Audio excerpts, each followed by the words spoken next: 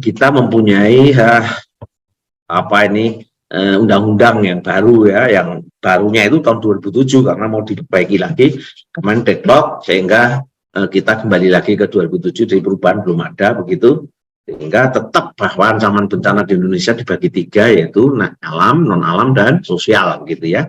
Nah, hari ini kita fokus pada bencana alam ya, karena kalau bencana non natural atau non alam itu sudah banyak yang bahas, terutama COVID ya, dan kita masih dalam juga suasana COVID ini, jadi sudah banyak yang bahas.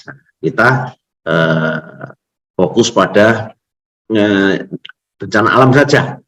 Nah, bencana alam pun itu masih ada bagian dari geologi, dinamik geologi, ada climatological proses, ada proses klimatologi, dan ada campuran ya. Nah, kita pun harus batas, karena ini banyak di Indonesia, hampir semuanya ada ini ya, kecuali bencana salju ya, frozen, atau bencana rumah roboh tertimpa salju ya, kita nggak ada selama ini ya, biasanya di daerah-daerah yang mendekati kutub gitu. Nah, sehingga ini lengkap sekali Indonesia hazardnya gitu. Ya, itu yang pertama harus kita sadari, memang itu pemberian dari Tuhan seperti itu. Nah, kita bagaimana mensikapi kan begitu ya. Nah, bagi orang ya harus berpikir positif, terutama dari para intelektual ya. Nah, pikirannya harus positif, bagaimana suatu masalah itu dipecahkan menjadi suatu ilmu begitu. Nah, Ibu Bapak sekalian saya hormati, jadi kita misalnya fokus pada geologi ya, dinamika geologi, tapi kita pun masih hanya gempa saja gitu ya. Jadi yang erupsi gunung, tsunami, flash flood ya, dan sebagainya itu belum ya. Bahkan land movement yang hybrid itu yang ada juga di di Cianjur kasusnya itu ada, nanti saya gambarkan yang di Sulteng, Sulawesi Tengah, Palu itu lebih komplit lagi ya. Nah, Ibu Bapak sekalian saya hormati, karena kita fokus pada gempa, kita gempa tektonik saja ya. Jadi ini kira-kira titik-titik gempa itu kayak beginilah ya. Kita sudah bisa lihat, bisa link melalui banyak link ya, misalnya dari BMKG, USGS ya, terus sampai kita bisa tahu arahnya berapa detik yang lalu, berapa menit saja sudah dikirim ya kita itu. Saking canggihnya dunia kita di dunia komunikasi dan informasi begitu. Ibu Bapak sekalian saya hormati, ini kekhawatiran kita dengan adanya tren penduduk yang bertambah tentu bisa potensi bencana semakin tinggi begitu ya.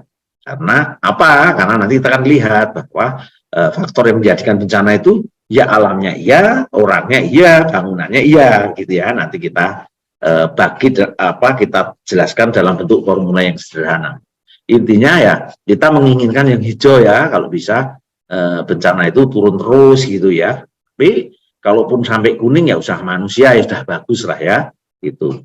Nah, Ibu Bapak sekalian, kalau kita lihat di sini hanya sebagian kecil yang di Kalimantan saja ya, yang tengah dan barat itu pun tidak semuanya, yang hampir bebas dari gempa ya, paling tidak masa lalu. Kalau yang akan datang tentu kita belum tahu ya, tapi paling tidak masa lalu kita mempunyai statistik seperti ini. Nah, kalau kita lihat Sumatera saja sebagian besar seperti ini ya, juga Pulau Jawa apalagi ya, sudah padat, lingkungannya merah seperti ini ya. Sulawesi juga begitu, Papua yang akan menjadi trending topik untuk pembangunan yang akan datang pun sudah seperti ini ya. Ini kondisi alam yang diberikan Tuhan kepada kita gitu ya. Terus di sini, nah ini ada gempa dulu juga lebih kecil dari yang Cianjur, lebih kecil dari Jogja, skalanya cuma 4 kok. Artinya kan 1/1000-nya gempa Jogja, tapi ya ambruk juga rumahnya, ada korban juga ya karena rumahnya ya itu rumah.